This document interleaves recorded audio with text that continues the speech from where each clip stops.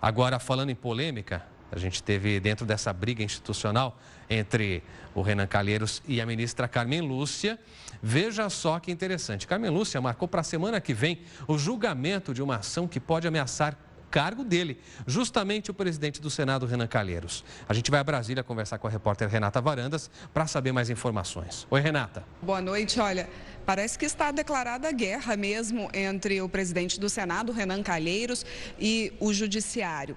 A ministra Carmen Lúcia, presidente do Supremo Tribunal Federal, marcou para quinta-feira da semana que vem o julgamento de uma ação que questiona se réu pode ocupar cargos da linha de sucessão da presidência. Não que Renan seja réu, só que ele tem 11 inquéritos aí no STF. Ele está respondendo em 11 inquéritos e bastaria aí que ele virasse réu em uma dessas ações para que não pudesse ocupar aí a linha sucessória. Hoje ele é o segundo na linha sucessória. Então, dependendo da decisão do STF, isso atinge diretamente o presidente do Senado.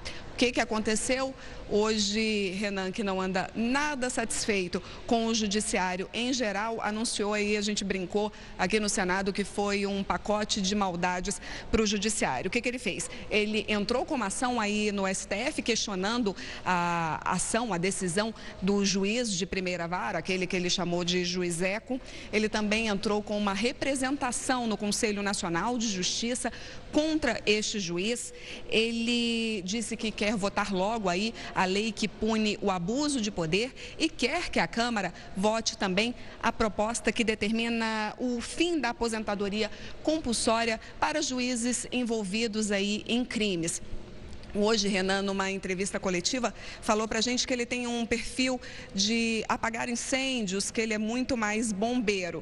Bom, diante de todos esses fatos, desde segunda-feira, o Renan tem se mostrado bastante reativo. A gente estava comentando por aqui que ele está apagando incêndio com um balde de gasolina. Muito bem, obrigado, Renata. Balde de gasolina que vai trazer problemas, viu? É sobre essa guerra declarada que a Renata falou que eu converso agora com o nosso comentarista Nilando Beirão. Nilando, boa noite. Boa noite, Clébio. Prazer ter você com a gente. Nilando, essa guerra aí pode soltar fagulhas para todos os lados e trazer uma destruição em massa. O que acontece entre as nossas instituições? Poder Legislativo e Poder Judiciário não estão se entendendo não, né? Veja bem, o caso do presidente Renan Calheiros, 11 inquéritos no Supremo. Não tem nenhuma denúncia, tem uma denúncia formalizada que o Supremo ainda não disse se aceita ou não. Nesse caso, ele viraria réu e aí sim poderia acontecer o que aconteceu com o deputado Eduardo Cunha, acabar afastado pelo Supremo e eventualmente perder o mandato e tudo mais. Quer dizer, não é a figura mais acima do bem e do mal. No caso específico da invasão e da prisão dos agentes da Polícia Legislativa, ele tem toda a razão. Você não pode invadir um lugar onde atua um outro poder. Isso é um absurdo em qualquer país do mundo. Um juiz de primeira instância jamais poderia, que ele chamou de juiz Eco, não poderia jamais fazer um negócio desse. Se quer prender os caras, espera e prende em outro lugar, mas não pode invadir o parlamento. Invasão do parlamento é golpe, é coisa gravíssima, é uma coisa que foge a qualquer juízo constitucional nesse país. A ministra Carmen Lúcia resolveu tomar as dores. Comprou uma briga de uma forma ferrenha, né? E resolveu partir para... Eu tenho observado um pouco a ministra nos últimos... Desde que virou presidente, existe uma coisa no alpinismo chamada euforia de atitude, de altitude. Quando você passa dos 5.000 metros de altura, tem um problema lá de oxigenação e tal, você perde um pouco do julgamento. Eu acho que quem senta naquele lugar que ela sentou, entra um pouco nisso. Nós tivemos o Joaquim Barbosa, tivemos o Ricardo Lewandowski. O Ricardo Lewandowski até se comportou até mais ou menos. Mas depois gostou daquele negócio dos holofotes do impeachment, mas se comportou. Mas o Marco Aurélio de Mello, quando foi presidente, Gilmar Mendes, quando foi presidente, continua, aliás, tendo um pouco essa coisa. Então, eu acho que aquele lugar te leva para um plano em que você perde um pouco a noção das coisas. Eu acho que ela tem razão, se ele tem que encaminhar, se ele foi denunciado pelo procurador-geral, tem que responder por isso. Só que está virando uma briga uma briga pessoal que não leva a nada. No Brasil, eu tenho visto com muita desconfiança algumas atitudes, quer dizer, o parlamento, Kleber, no Brasil, é o dia e noite escrutinizado. Todo mundo olha para os deputados, para os senadores, dia e noite, toda a mídia está de olho e tal. O judiciário se comporta hoje de uma forma bastante politizada e como se estivesse acima do bem e do mal. Quer dizer, tem que ter controle, sim. Não é assim, não é uma forma de você obstruir a justiça ou de evitar novas ações da Lava Jato. Não é isso. Se é isso que o parlamento quer, está errado. Mas o judiciário não pode se comportar como um poder acima do bem e do mal, como se tivesse isento de qualquer responsabilidade. Isso não existe em lugar nenhum do mundo. Essa semana, nos Estados Unidos, uma procuradora-geral de um estado, de Massachusetts, foi para a cadeia. Fez coisa errada, procuradora-geral de um estado, foi para a cadeia. Então, aqui no Brasil, a gente tem que acabar com essa ideia de que o judiciário pode tudo. Então, acho que essa posição inicial da ministra Carmen Lúcia me causa estranheza, porque ela tinha um perfil bastante conciliador, né? E tal, e de repente ela comprar essa briga de uma forma assim, incondicional, eu acho que talvez esse primeiro momento na presidência do STF. Enfim, eu acho que... Agora, Nilanda, a frase dela é o que mais me chamou a atenção e tem muito a ver com isso que você falou agora, porque ela tomou as dores a tal ponto de usar uma frase, algo como: se um juiz for, de certa forma, maltratado ou desqualificado no Brasil, essa agressão a briga é comigo. É comigo. Quer dizer, nunca antes na história desse país, né? Nunca antes. Quer dizer, não pode ser com ela. Eu acho que tem instâncias, exatamente, tem peso e contrapeso, a justiça também tem. Então, não é achar que... Isso não é briga de rua, né, Kleber? Isso não é... Estamos falando de... Então, é o seguinte, são pessoas adultas e tal. O presidente Michel Temer tentou armar um risoto, não sei se era risoto, mas era um encontro, talvez um jantar, porque ele... Atualmente, eu tenho visto o cardápio do Palácio, eles gostam muito risoto. E é um perigo, um risoto para 400 pessoas deve ser horrível, né? Mas, enfim, nesse caso, seriam só 3. Ele... O Renan e a ministra Carmen. Mas ela se recusou, porque eu acho que ela deve estar num momento bastante aguerrido, não quer muita conversa. Mas, ainda enfim, mais jantar, né? A indigestão pode ser latente, né? Depende do que vai se beber. Que na Idade Média tinha alguém assim do lado para tomar o vinho antes para ver se não estava envenenado e tal. Enfim. Agora, o clima não é bom. Não é bom. Agora, me chama a atenção uma coisa que eu estou lembrando agora de que o STF demorou muito para analisar o afastamento do Cunha da presidência. Isso. De uma forma muito rápida, de uma hora para outra, foi marcado esse julgamento a respeito dos cargos que pode prejudicar diretamente, de forma mais rápida do que se pensa, o Renan Calheiros. Tem um cunho pessoal aí muito evidente, não? Acho que sim. Quer dizer, de alguma forma o STF foi acusado de ter demorado muito em relação ao Eduardo Cunha e agora está tentando um pouco tirar o atraso. Tomara que tire o atraso em todos os sentidos. Tem muita gente denunciada lá. Então vamos andar com todos os processos e não caracterizar uma briguinha pessoal contra um só. Eu insisto, o senador Renan Calheiros está longe de ser um homem acima do bem e do mal. Tem muita denúncia contra ele e ele vai ter que responder a elas. Agora, ele está, nesse caso específico, tomando a defesa de um poder, que é o poder legislativo, que, bem ou mal, tem que existir e existe nesse país.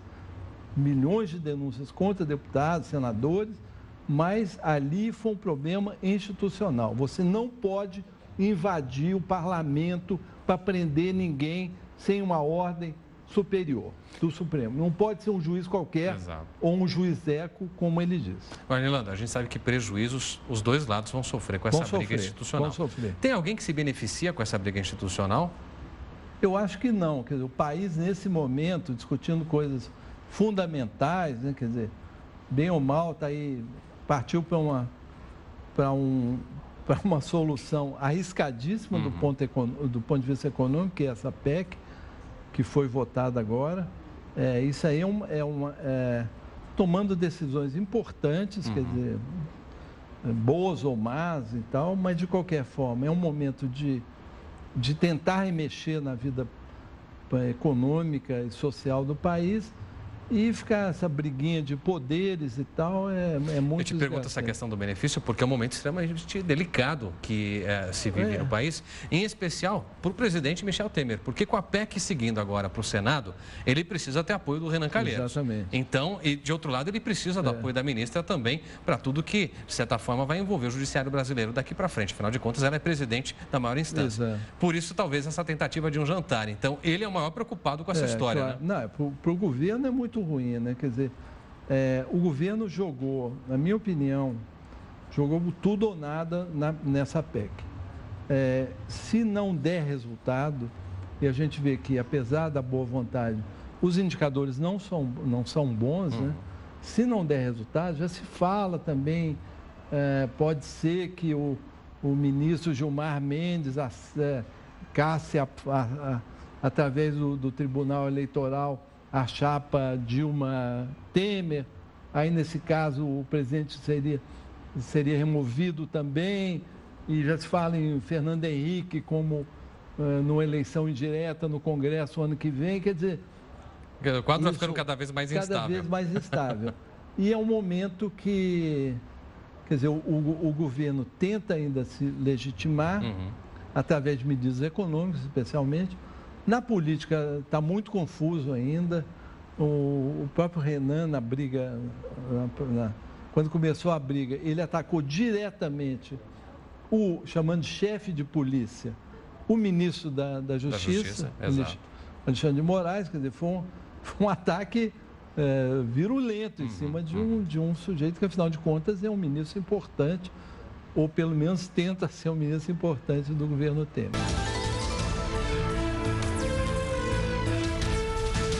A você que nos acompanha pelo Portal R7, eu sigo a conversa com o Nilando Beirão, sempre muito inteligente e pontuando questões muito importantes como a do Alexandre de Moraes. Nilando, Alexandre já falou umas coisas que não devia, já teve posições complexas e agora é alvo diretamente de críticas de um aliado, de certa forma, do presidente Michel Temer. Dá para a gente imaginar que ele vai se tornando cada vez mais enfraquecido e pode ser uma próxima baixa dentre o primeiro escalão do governo? A impressão que a gente tem é de que ele está lá ainda porque não existe um substituto definido. O governo Temer, como eu insisto em dizer, ainda está em busca de legitimidade. E isso implica que as pessoas, os políticos mais espertos, mais escolados, as lideranças fora do quadro político também mais calejadas, ainda não aderiram tão incondicionalmente ao governo. Então significa que você tem dificuldade em buscar uma figura poderosa, ilustre, um figurão para botar no Ministério da Justiça. Eu nem acredito que o Alexandre de Moraes tenha sido a primeira opção que o próprio presidente tenha tido. Talvez uma sondagem não tenha dado certo. Então, eu acho que ele cometeu um deslize, tentou se explicar depois, que, na verdade, até configura uma virtude, no caso dele, como ministro. Ele passou uma informação confidencial num palanque em Ribeirão Preto, Exato. anunciando que o Palocci ia ser preso, como de fato foi. Isso significa que o ministro da Justiça tem informações sobre o que se passa na seara dele, Exato. que não era uma coisa que acontecia, por exemplo, com o ministro Cardoso, Exato. da Dilma. Ele não sabia, não tinha nenhum controle da Polícia Federal. Esse, pelo menos, tem. Quer dizer, foi desastrado, porque fez uma inconfidência, mas mostrou que ele tem as informações ali, com os procuradores da Lava Jato, com a Polícia Federal, ele está ali. Seria até uma virtude para um ministro. Mas foi um desastre. Então, ele tem uma posição vacilante dentro do governo. Eu não sei se vai durar, se fica lá. E entrou na linha de tiro do Renan Calheiros. Né? O que pode ser muito perigoso para ele. Muito perigoso, né? Chamar de chefe de polícia, o ministro. Exatamente. Não é? Olha, a gente fica imaginando essa situação que o governo Temer enfrenta, Nilando. E foram muitas baixas logo de cara, né? De cara. Tem ministro que caiu na primeira semana, nos primeiros já. 10 dias. Então, daqui para frente é ficar de olho nos próximos movimentos. Né? E está difícil, né? Que você vê o Henrique Eduardo Alves, que é uma figura importante do PMDB. Está mais um. Então, ali o caldo de cultura do PMDB, quer dizer, digamos assim, um exército de reserva para o governo... Está ficando complicado. É complicado. Tem pouca gente ali. Nilando. E o PSDB está ali... Só de olho, por enquanto. O Serra que se jogou, mas os outros estão ali ainda meio... Vamos ver o que vai acontecer. Tá Nilando, bom. um prazer. Obrigado. A gente se vê domingo na cobertura das eleições. Claro. Até lá.